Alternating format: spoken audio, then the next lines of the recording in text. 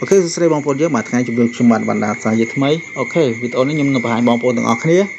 Rồi biết connect CC chain cho mùi nâng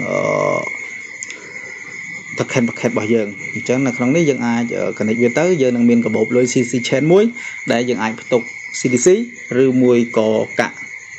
chu line USD device đã bỏ CDC bàn. Ok, chẳng môn nâng chôl từ rồi biết bóng cao từ có connect vô cả bộ lôi rồi bỏ CDC channel ជាដំបូងឡើយអ្នកទាំងអស់គ្នាត្រូវប្រកាសថាអ្នកទាំងអស់គ្នាមានកាបូបលុយមួយដែលមានសុវត្ថិភាពអញ្ចឹងខ្ញុំជាការរីខមមិនរបស់ខ្ញុំសម្រាប់ដែលអ្នកមានកាបូបលុយចាស់ចាស់គួរតែ clear វាចោលទៅបាទ clear វាចោលទៅអ្នកដែលមានកាបូបលុយចាស់ចាស់វាយើងអត់មានលុយទេ clear វាចោលទៅហើយបង្កើតកាបូបលុយថ្មីរួចចាំយើងភ្ជាប់ជាមួយ CDC chain អញ្ចឹងដោយសារតែយើងធ្វើបែបហ្នឹងគឺវាអត់មានបញ្ហាពាក់ព័ន្ធទៅនឹងប្រតិបត្តិការដែលយើងធ្លាប់មានពីមុនជាមួយនឹងកម្មវិធីច្រើន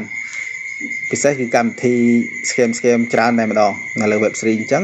យើងគួរតែបង្កើតថ្មីគឺល្អបំផុតសម្រាប់យើងអញ្ចឹងណាអញ្ចឹងយើងសុខចិត្តចំណាយពេលបង្កើតថ្មីតិចទៅគ្រាន់បើជាងកុំឲ្យស្ដាយក្រោយណាអូខេអញ្ចឹងយើងចូលទៅបង្កើតភ្ជាប់ជាមួយនឹងកាបូបលុយ CC chain ទាំងអស់គ្នាយើងចុច tray ចុចខាងក្រោមមកជាខាងក្រោមកន្លែងរូបបាល់ហ្នឹងបន្តមកទៀតយើងចាប់ផ្ដើមភ្ជាប់អញ្ចឹងខ្ញុំនឹងឲ្យ link នេះទៅអ្នកទាំងអស់គ្នាបាទ scan chain នេះអ្នកទាំងអស់គ្នា enter មកបាទយើងនឹងបញ្ជូនមកបែបនេះអូខេបញ្ជូនមកបែបនេះបាទឧទាហរណ៍ថាវា connect auto បាទបើសិនជាកន្លែងនេះវា connect auto ចឹងអ្នកនរគ្នាត្រូវតែ disconnect វាសិនណាបាទ disconnect វាសិនដើម្បីឲ្យយើងចុច connect ខ្លួនឯងណាបាទអញ្ចឹងឥឡូវខ្ញុំ disconnect ហើយអញ្ចឹងយើងចុចកន្លែងហ្នឹងមកបន្តមកទៀតយើងចុចបាទកន្លែង packet អូខេបន្តមកទៀតអ្នកនរគ្នាចុចថា confirm បាទប៉ុណ្្នឹងមកអូខេបន្តមកទៀតយើងចេញទៅក្រៅវិញចុចសញ្ញាលេខដកអូខេបន្តមកទៀតយើងនឹងឃើញថាយើងទទួលបានបាទ CDC chain មួយដែលជោគជ័យអញ្ចឹងយើងអាចប្រើបានណាបាទអូខេអញ្ចឹងបើសិនជាយើងចង់ add Q line ចូលអ្នកទាំងអស់គ្នាចូលទៅកាន់គេហៅថាយើងចូលទៅកាន់ TT chain របស់យើងបាទអូខេអញ្ចឹងអ្នកទាំងអស់គ្នាមកក្នុង TT chain បន្តមកអ្នកទាំងអស់គ្នាចុចកន្លែង valid បន្តមកអ្នកទាំងអស់គ្នាចុចថាពាក្យថា deposit បន្តមកអ្នកទាំងអស់គ្នាវាយពាក្យថា Q line បាទវានឹង alert មកអ្នកទាំងអស់ចុចឡើង Q line មកបន្តមកទៀតយើងចុចកន្លែងថា CDC chain អូខេវាបង្ហាញបែបនេះអញ្ចឹងអ្វីដែលអ្នកនរគ្នាត្រូវធ្វើបាទខ្ញុំ slow ដល់ហើយអ្វីដែលអ្នកនរគ្នាត្រូវធ្វើគឺចុចកន្លែង contract address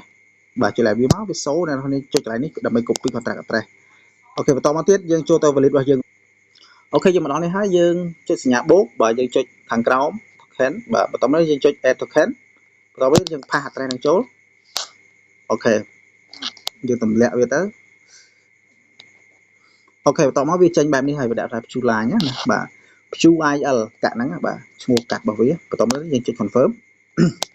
អូខេយើងនឹងឃើញថាយើងទទួលបានបាទ Q line coin ហ្នឹងឯងអូខេដោយសារតែកាក់ខ្ញុំបាញ់ចូលក្នុងនេះ63កាក់អញ្ចឹងវានៅក្នុងនេះ68អីណាអូខេអរគុណច្រើនអញ្ចឹងសង្ឃឹមថាអ្នកទាំងអស់គ្នានឹងយល់ទាំងអស់គ្នាបាទអូខេអរគុណច្រើនបាយបាយចាប់ជួបគ្នាវីដេអូក្រោយបាទបាយបាយ